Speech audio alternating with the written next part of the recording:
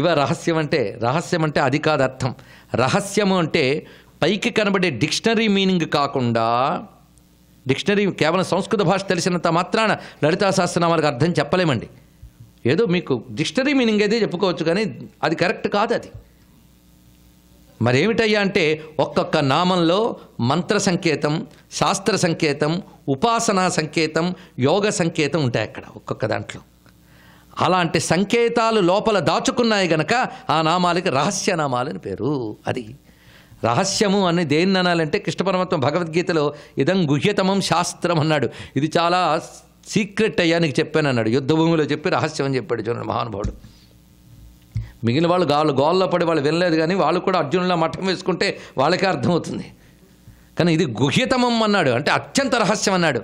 అంటే మెటీరియల్ సైన్సెస్ని ప్రకట శాస్త్రములు అంటారు, ఆ పై శాస్త్రాలని రహస్య శాస్త్రములు అంటారు. ఇది తెలుసుకోవాలి. మంత్రశాస్త్ర, ధర్మశాస్త్ర, వేదాంత శాస్త్రములకు గుహ్య శాస్త్రములు, రహస్య శాస్త్రములు అని పేరు. ఇది తెలుసుకోవాలి. గుహ్య విద్య ఎక్కడుంది? ఇది సహస్రనామాల్లో గుహ్య విద్యా నామం ఉంది, చెప్పండి. ఆత్మవిద్య, మహావిద్య, శ్రీ విద్య, గుహ్య విద్య, గుహాంబ, గుహ్య రూపిణి. గుహ్య అంటే రహస్య, అది అమ్మవారు రహస్యమే. ఆ రహస్యం అంటే మామూలు దృష్టితో చూస్తే అర్థం కాదు, మెటీరియలిస్టిక్ అవుట్లుక్తో అర్థం కాదు. అది ఇక్కడ దాని నిండా ఉన్నటువంటివి ఉపాసనా సంకేతాలు, తత్వ సంకేతాలు. అందుకు దాని పేరు రహస్యనామాలు. ఇదొకటి. పైగా లలితా సహస్రనామాలు చదువుతూ ఉంటే కలిగే ఆనందం చాలా అద్భుతం. ముందు చదువుతూ ఉంటే ఆనందం కలుగుతుంటుంది, తెలిసి చదువుతుంటే మరింత ఆనందం కలుగుతూ ఉంటుంది. సహస్రనామాలకు ఉన్న గొప్పతనం అది. ఇంకొక అద్భుతమైన శక్తి కూడా సహస్రనామాల్లో ఉన్నది. కొంతకాలం క్రితం, సుమారు ఒక దశాబ్దం క్రితం, హైదరాబాద్కి కెనడా నుంచి ఒక కుర్రవాడు వచ్చాడు. ఆయన మన హిందూ సంస్కృతి గొప్పతనం తెలిసాక తన ఉద్యోగాన్ని కూడా ఇంకా విరమింపజేసేసుకొని అంకితమైపోయి దీని మీద కృషి చేస్తూ నేటికి కెనడాలో ఉన్నాడండి. ఆశ్చర్యపోతాం మనం. ఇక్కడ ఉన్న యువత ముందు బాగా తెలుసుకోవాలి. వాళ్ళు ఆశ్చర్యపోయాడు అతను. ఆయన కొంత రీసెర్చ్ చేసి కొన్ని పేపర్స్ నాకు తీసుకొచ్చి పవర్ పాయింట్ ప్రజెంటేషన్లో చూపించాడు మొత్తం. ఆశ్చర్యపోయాను నేను. మొన్ననే ఆ బృందం వాళ్ళందరూ ఇప్పుడు రీసెర్చ్ మీద పడ్డారు. ఆ బృందం అంతా, ఆ బృందంలో ఒక ఆయన నాకు వాషింగ్టన్లో కలిశాడు. వాళ్ళు చేసిన రీసెర్చ్ పేపర్స్ చూస్తే ఆశ్చర్యం వేసింది. అతడు ఒక అద్భుతమైన విషయాన్ని చూపించాడు. టోనోస్కోపీ అని ఒక పరికరం ఉందిట. ఈ టోనోస్కోపీ పరికరంతో ఏదైనా ఒక సౌండ్ అంటే అదొక ఫారం తీసుకుంటుందిటండి. ఆ ఫారంని మీరు కంప్యూటర్కి అటాచ్ చేస్తే ఆ సౌండ్ ఒక ఫారం తీసుకోవడం చూపిస్తుందిట. దాంతో ఒక ముఖర్జీ అని ఒక ఆయన కెనడాలో ఒక రీసెర్చ్ చేశాడు. అది తన కంప్యూటర్కి అనుసంధానం చేసి సహస్రనామాలు చదివేట. మొత్తం సహస్రనామం చదివాక అది తీసుకున్న ఫార్ము వాళ్ళ కంప్యూటర్ అవుట్పుట్లో చూస్తే శ్రీచక్రం వచ్చిందండి. మొత్తం ఆశ్చర్యం వేస్తుంది. అంటే సహస్రనామాలు పఠిస్తూ ఉంటేనే మనకు తెలియకుండా శ్రీచక్రం ఆవిర్భవిస్తోంది చుట్టూ. ఇప్పుడు తెలిసిందా ఎందుకు జాగ్రత్తగా చదవాలన్నారో? ఇప్పుడైతే మిషన్ వచ్చింది. మిషన్ రాకపోతే ఈ నాలెడ్జ్ తెలియదు. అందుకే అన్నీ ప్రూవ్ అయ్యాక అప్పుడు నమ్ముతానంటే ఈ లోపల ఆయువు అయిపోతుంది. గుర్తుపెట్టుకోండి. ఋషులు చెప్పారని చేస్తూ ఉంటే ఈ జనరేషన్స్ కాకపోతే నెక్స్ట్ జనరేషన్స్ అనే ప్రూవ్ చేస్తాయి. ఈ లోపల మొత్తం నష్టపోతావు. ఎందుకంటే మన బ్రెయిన్కి చాలా లిమిటేషన్స్ ఉన్నాయి. ఇది తెలుసుకో. అన్నీ వాటు దొరకవు. చచ్చినట్టు తపస్సు చేయాల్సిందే.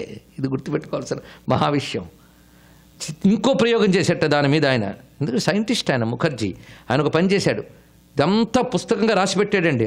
పేపర్స్ స్వయంగా చూసి మాట్లాడుతున్నాం. ఒక సాలిడ్ ఫారం మనం తీసుకుంటే అందులో అనేక అణువులు కలిసి ఉంటాయట.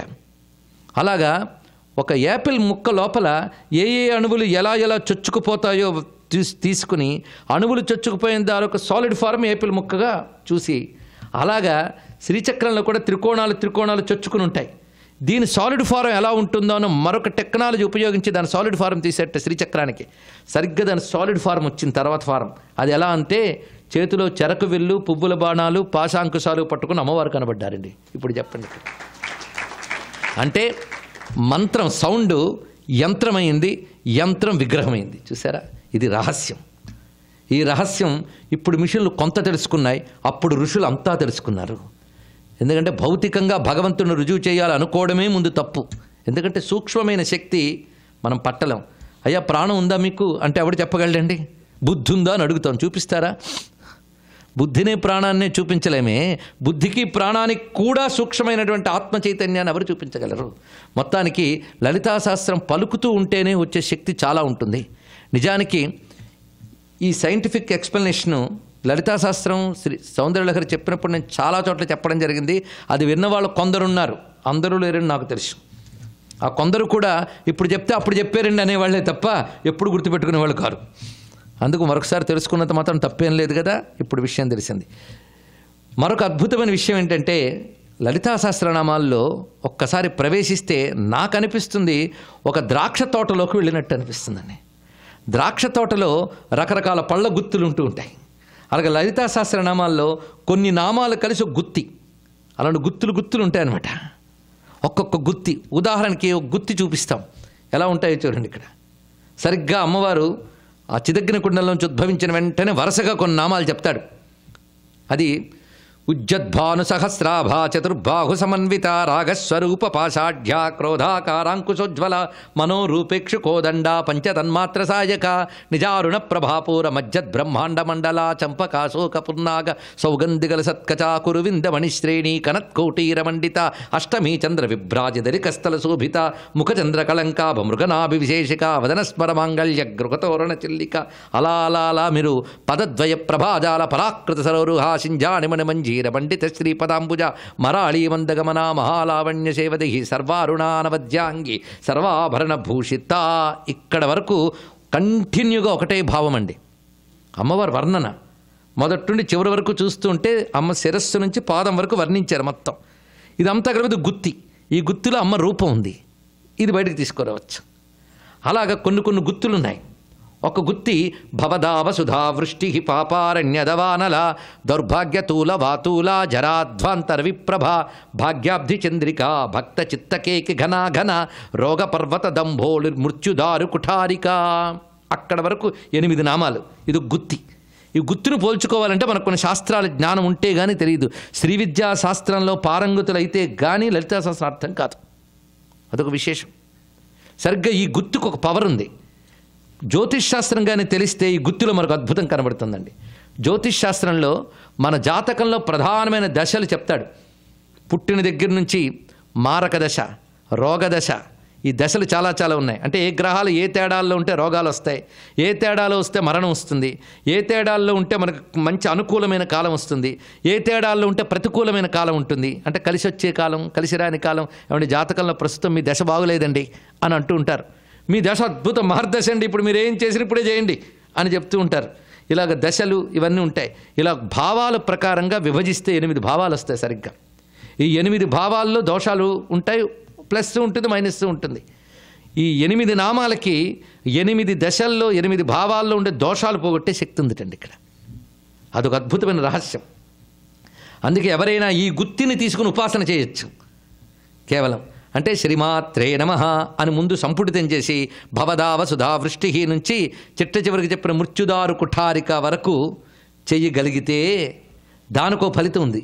ఇటీవల ఒక 42 రోజుల పాటు 1000 నామాలు చెప్పే భాగ్యం నాకు లభించింది. అప్పుడు ఒక సంఘటన జరిగిందండి. ఎందుకంటే రోజు అనుష్ఠానం చేసి సాధన చేసి చెప్పేవాళ్ళం తపస్సులాగా. సరిగ్గా ఈ నామాలు చెప్పేటప్పుడు ఇందులో మహిమ చెప్పడం జరిగింది. ఇది అకాల మృత్యువులు, అపమృత్యువులు, రోగాల నుంచి బయటపెట్టే శక్తి ఈ నామానుకున్నది అని చెప్పాం. చిత్రం, అప్పుడు ప్రవచనాలు వినాలని అందులో ఒక ఆవిడ వాళ్ళ అమ్మగారిని ఎంపీ నుంచి పిలిచారండి. మధ్యప్రదేశ్లో వాళ్ళ తమ్ముడు గారు ఉన్నట్టు అక్కడ వాళ్ళ అమ్మగారు ఉంటే గుంటూరులో లలితాశాస్త్ర ప్రవచనాలు జరుగుతూ నువ్వు రా అంటే అమ్మ వచ్చిందండి. కానీ దురదృష్టం ఏంటో ఆవిడ వచ్చిన తర్వాత ఆవిడ అనారోగ్యం పాలై ఇంట్లో ఉంది. ఈవిడ మాత్రం ప్రవచనానికి వచ్చింది. ఈ ప్రవచనం విని ఇంటికి వెళ్ళింది ఆవిడ. ఈ పూట ప్రవచనం వెళ్ళేటప్పటికల్లా డాక్టర్లు అప్పుడే అక్కడికి వచ్చున్నారు, ఇంకా లాభం లేదు, ఈవిడ పని పూర్తి అయిపోయింది అన్నట్ట. మంచిగా దించేయండి అని కూడా చెప్పారట. అప్పుడే ప్రవచనం విని వెళ్ళింది కనుక ఈవిడికి దుఃఖం కలిగి ఆసనం వేసుకుని ఈ నామాలు గుత్తిని పారాయణ చేసి చిట్ట చివరికి లలితా చరణారవిందార్పణమస్తు అని తీర్థం విడిచి ఆ తీర్థాన్ని ఆవిడ చేతి తాగించిందండి. 5 నిమిషాల్లో ఆవిడ లేచి కూర్చుని ఆరోగ్యవంతురాలు మరుసటి రోజు నుంచి ప్రవచనానికి వచ్చింది ఆవిడ. ఇది ఆశ్చర్యం. మనకి మంత్రానుకున్న శక్తి అలాంటిది. అది జరిగిన తర్వాత మహిమ చెప్పలేదు, అందులో అది ఉంది అని శాస్త్రరీత్యా చెప్పడం జరిగింది. చూపిస్తున్న దశలన్నీ భవదావ సుధావృష్టి పాపారణ్యదవానల దౌర్భాగ్యతూల వాతూల. అందులో అద్భుతమైన పొయిట్రీ కూడా ఉంది. అదంతా చెప్తే పొయిట్రీని ఆస్వాదించే వాళ్ళు ఉండాలి ముందు. లేకపోతే చాలా బాధాకరమే. అంత అందమైనటువంటి భావాలు ఉన్నాయి అందులో, ఒక్క నామాల గుంపులో. అలాగే కొన్నేమో గుత్తులు 8 నామాలు, ఇందాకైతే ఎన్ని నామాలు వచ్చాయి. అలా కొన్ని నామాలు అయితే 2 నామాలు చాలండి, గొప్ప శక్తిని సంపాదించవచ్చు. సర్వవ్యాధి ప్రశమని, సర్వమృత్యు నివారిణి, ఆ 2 నామాలు తీసుకుని రెండిటికి ముందు వెనక శ్రీమాత్రే నమః సంపుటితం చేస్తూ, ఇది పద్ధతి, పారాయణ పద్ధతుల్లో ఇలాంటి చెయ్యొచ్చు. శ్రీమాత్రే నమః సర్వవ్యాధి ప్రశమని సర్వమృత్యు నివారిణి శ్రీమాత్రే నమః, ఇలా జపం చేస్తే రోగాల నుంచి మృత్యువుల నుంచి కూడా బయటపడొచ్చింది. ఇది భౌతిక ప్రయోజనాలు. కొన్ని నామాల్లో గుర్తులు ఎలా ఉంటాయంటే, లలితా సహస్రనామంలో లలిత ఏ దేవత? దుర్గా, లక్ష్మ, సరస్వత, అన్నపూర్ణ, ఎవరండి ఆవిడ? అన్నీ అయిన అమ్మ ఆవిడ. అది తెలుసుకోవాల్సిన ప్రధానమైన భావం ఏంటంటే, అన్నీ అయినటువంటి అమ్మవారు. ఇది గ్రహించవలసిన ప్రధానమైన ఉద్దేశం. అందుకు లలిత, లక్ష్మి అన్నీ అందులో కనబడతాయి. మీరు పరిశీలించండి ఒక్కసారి. మహాలక్ష్మీర్మృడప్రియ రమా రాకేందు వదనా, అక్కడికి వచ్చినప్పటికల్లా లక్ష్మీనామాలకు మనకు కనబడుతున్నాయి. అలాగే దుర్లభ దుర్గ మహాదుర్గా దుఃఖ హంత్రి సుఖప్రద దుష్ట దూరా దురాచార శమని దోషవర్జిత, వరుసగా కొద్ది నామాలు దుర్గామంత్ర రహస్యం అక్కడ ఉన్నది. ఇక సరస్వతి శాస్త్రమయి గుహాంబ గుహ్య రూపిణి, అక్కడికి వచ్చినప్పటికల్లా సరస్వతి మంత్ర విశేషాలు కనబడతాయి. అలాగా ఆయా మంత్రములు గుత్తుల కొద్ది నామాల్లో దాగి ఉంటాయి, అవి పట్టుకోగలగాలి శాస్త్ర సహాయంతో. అలాగే అమ్మవారు కుండలినిగా ఉన్న నామాలు కొన్ని గుత్తులుంటాయి. ఇలా వివిధమైన విషయములు దాగి ఉంటాయి లలితా సహస్రనామాల్లో. ఇలాగ అందుకే ద్రాక్ష తోటతో పోల్చుకున్నాం. ఇప్పుడు రకరకాల గుత్తులు నామాలు ఉన్నాయి. అయితే కొంచెం ద్రాక్ష తోటకి దీనికి భేదం ఉంది. ద్రాక్ష తోటలోకి వెళ్ళారనుకోండి, ఏ గుత్తి తిన్నా ఒకటే రుచి, ఒకటే ఫలితం, కొంతసేపు మొహం కూడా ముత్తుతుంది. కానీ లలితా సహస్రనామాల్లో ఒక్కొక్క గుత్తిలో ఒక్కొక్క రుచి, ఒక్కొక్క ఫలితం. కనుక ద్రాక్ష తోట అర్థం చేసుకోవడానికి చెప్పాం, కానీ దానికంటే గొప్పది ఇది కల్పవృక్షాల తోటని నమస్కారం చేసుకోవాలి. అంత రమ్యమైనది లలితా సహస్రనామంలో మహిమ. ఒక్కొక్క నామంలో తెలిసినా తెలియకున్న ఉచ్చారణ చేతనే అంత మహిమ. తెలిసి చేసేమనుకోండి ఇంకా చెప్పనక్కర్లేదు, దాని ఫలితం చాలా విశేషంగా ఉంటుంది. ఇది లలితా సహస్రనామాల్లో శబ్దమాత్రం చేతనే ఉండేటువంటి శక్తి అది. ఇది తెలుసుకోవాల్సిన ప్రధానమైన అంశం. ఇప్పుడు ఈ లలితా సహస్రనామంలో ఎన్ని వైభవాలు కనబడతాయో పరిశీలిద్దాం. రూపవైభవ, ఇందాక చెప్పినవన్నీ మీరు 5 చెప్పాలి. గుణవైభవ, లీలావైభవ, మహిమావైభవ, తత్వవైభవ, 5 చూద్దాం. ఉపనిషత్తులు చదివే తాత్వికత వేదాంతం అలవాటు ఉన్న వాళ్ళకైతే లలితా సహస్రనామంలో వెతికితే ఉపనిషత్తులు కనబడతాయండి. అంత కంప్లీట్గా ఒక్క స్తోత్రంలో పెట్టగలరా ఎవరైనా అనిపిస్తుంది. అందుకే అన్ని సహస్రనామాలు ఒకెత్తు, లలితా సహస్రనామం ఒక్కడొకెత్తు. అలాగని ఇంకో సహస్రనామం తక్కువ చేసామనుకోవద్దండి. ఎవడికి పెళ్లి చేస్తే వాడి పెళ్లి కొడుకు, దేని గురించి చెప్తే అదే చాలా గొప్పదని చెప్పాలి. ఏం చేస్తాం? అలా చెప్పడం కాదు ఇక్కడ. దీనికి ఒక ప్రత్యేకత ఉంది, ఒక స్పెషాలిటీ ఉంది. ఎందుకంటే నామానికి ఉన్న కంటిన్యూటీ ఒకటి. ఉపనిషత్తుల తత్వాలు ఇందులో బోల్డ్ కనబడతాయి. ఉపనిషత్తులతో ఒకవేళ పరిచయం ఉంటే, తైత్తిరీయంలో ఆనందవల్లేనుంది, అంటే రకరకాల ఆనంద మీమాంసలు చూపిస్తాడు. ఆనందం అంటే ఏమిటి? మనం అనుభవించేవన్నీ జడానందాలట. ఆ పరమాత్మ వల్ల మనం దొరికే ఆనందం చిదానందం. ఇంకా చెప్పాలంటే ఇవి భ్రమానందాలు, అది బ్రహ్మానందం. ఇది జడానందం, అది చిదానందం అన్నాడు. ఈ మధ్యలో మరికొన్ని ఆనందాలు ఉన్నాయటండి. మానవుడే మానవానందాన్ని అనుభవించట్లేదు అన్నాడు. ఎంత ఆశ్చర్యం వేస్తుంది. మనం అనుకుంటున్నాం మనుష్యానందం అనుభవిస్తున్నామని. మనుష్యానందం అంటే మనది కాదుట. ఎవడి శరీరం ఆరోగ్యవంతంగా ఉంటూ, ఎవడికి మొత్తం భూమి మీద పవర్స్ ఉంటాయో, ఎవడికి అంతులేని ఐశ్వర్యం ఉంటుందో, ఎవడికి చక్కని పరివారము, బలము, వాడు చెప్పిన మాట వింటూ ఉంటాయో అదొకటి. ఎందుకంటే మా ఆవిడని అడిగి చెప్తామనే వాళ్ళకి ఇంకెవరు అనుకూలంలో ఉన్నట్టు. అలాగా ఏది చెప్పినా వినేటటువంటి పరివారం ఉండాలి, బలం ఉండాలి, ధనం ఉండాలి, దృఢమైన ఆరోగ్యం ఉండాలి, దేని మీదైనా పట్టు ఉండాలి, జ్ఞానం ఉండాలి. ఇన్ని అంటూ ఏ కోరిక లేకుండా ఉండాలట. ఎందుకంటే ఇవన్నీ ఉంటే అది ఒకటి ఉందనుకోండి, ఎన్ని చెప్పినా కానివ్వండి అని కామా పెడుతూ ఉంటాడు. ఇంకేం కర్మ. ఇన్ని ఉంటే వాడు పొందేది మనుష్యానందంట.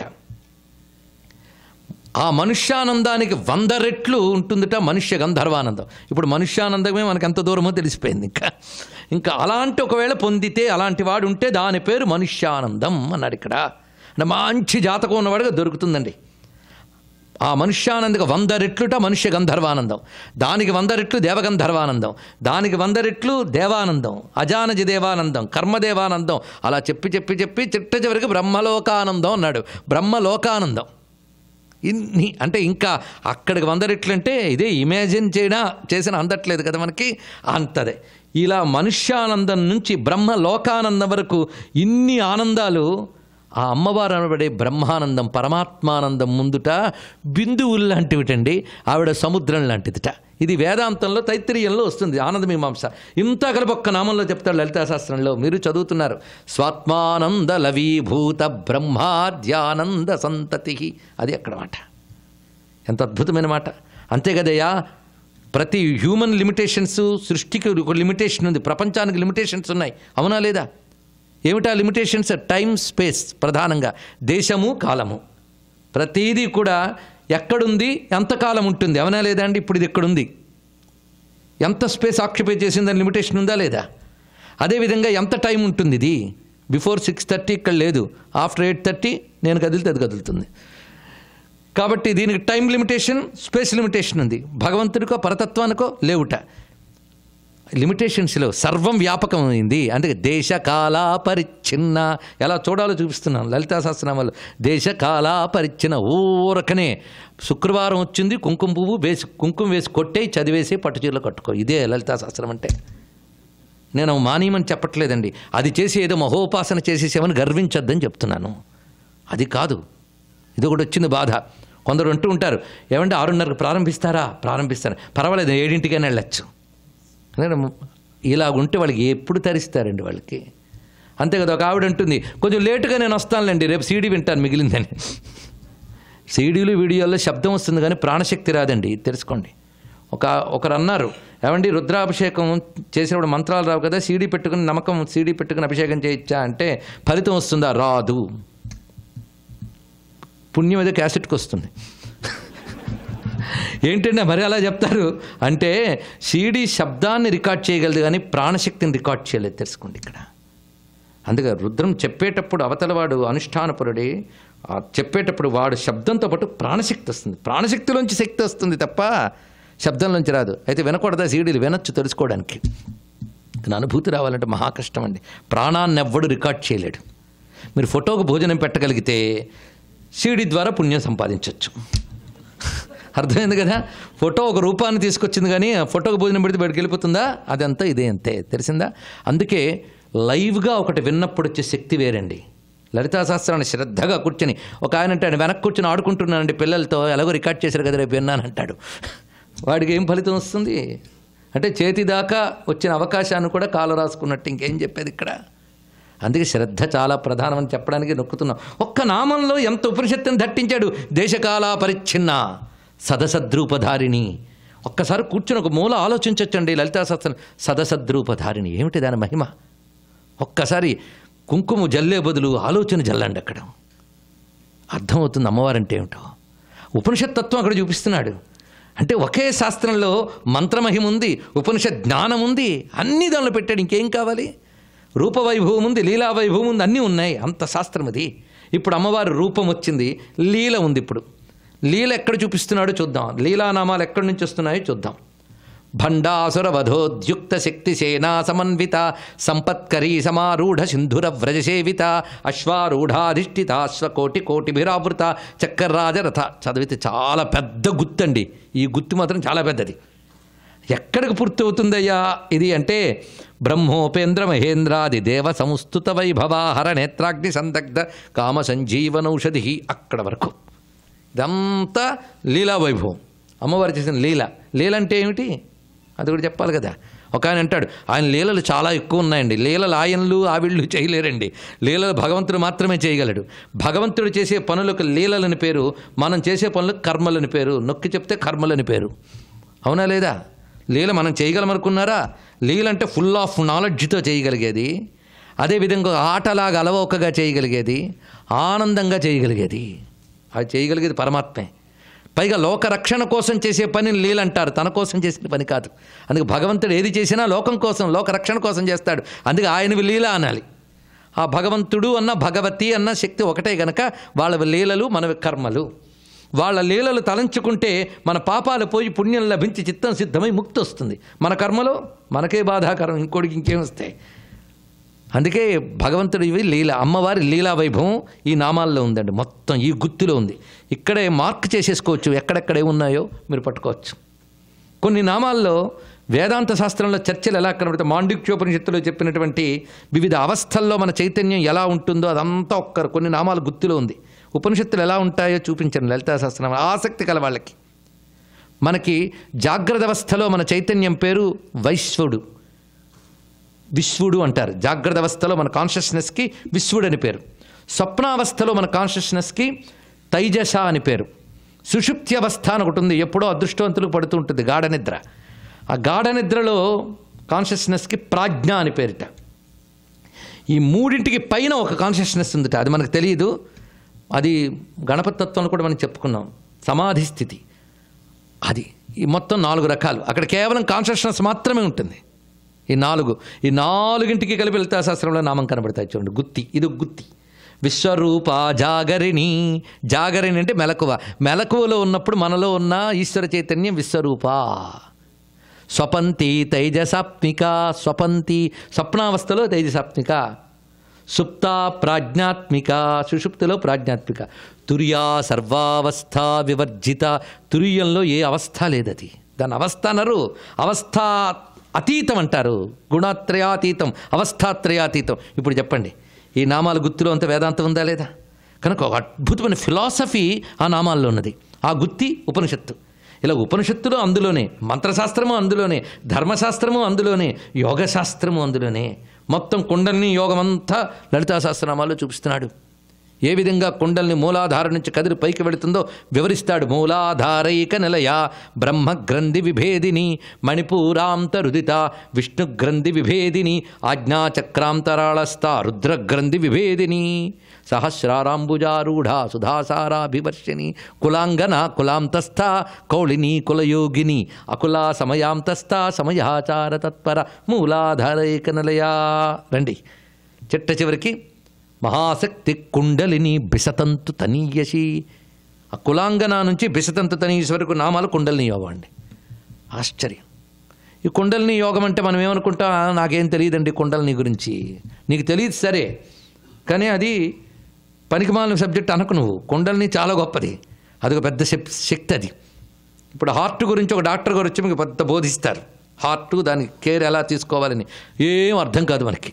అర్థం కాకపోయినా హార్ట్ ఉందా లేదా? అలాగే కుండలిని అర్థం కాకపోయినా అందరికీ కుండలిని ఉంటుంది, ఇది తెలుసుకోవాల్సినది. అయితే ఒకప్పుడు మనకి భారతదేశంలో పాశ్చాత్యులు పాలించినప్పుడు వాళ్ళు ముందు సైకలాజికల్గా మనల్ని డిఫీట్ చేశారు. ఏమనంటే మీరు దేనికి పనికిరాని వారు, మీరు ఆటవిక నాగరికత, ప్రిమిటివ్, మీ ఋషులు ఇచ్చిన విద్యలు అన్ని అజ్ఞానాలు, అవి కేవలం అవే అట్టరెన్సెస్ ఆఫ్ ప్రిమిటివ్ పీపుల్, ఇలాంటివి రాసేసారండి వాళ్ళు. అవే చదివారు మన వాళ్ళు, అవే చదువుతున్నారు మన వాళ్ళు, అవే ఇక్కడ పిల్లలకు కూడా అందిస్తున్నారు. కనుక మనం పనికిరాని వాళ్ళ భావం మనకు ఉండిపోయింది. కానీ 19th సెంచరీలో ఒక ఫారినర్ వచ్చి మన మంత్రశాస్త్రం యంత్రశాస్త్రం చూసి అబ్బో ఇంత శక్తి ప్రపంచంలో దేనికి లేదని ఇంగ్లీష్లో అద్భుతమైన పుస్తకాలు రాశాడు. ఆయన పేరు జాన్ వుడ్రాఫ్. ఆ మహానుభావుడు చక్కగా కుండలిని యోగం మీద సర్పెంట్ పవర్ అని పుస్తకం రాశాడు. ఇది కాక వరుడ్ పవర్ అని మంత్రశాస్త్రం మీద పుస్తకం రాశాడు.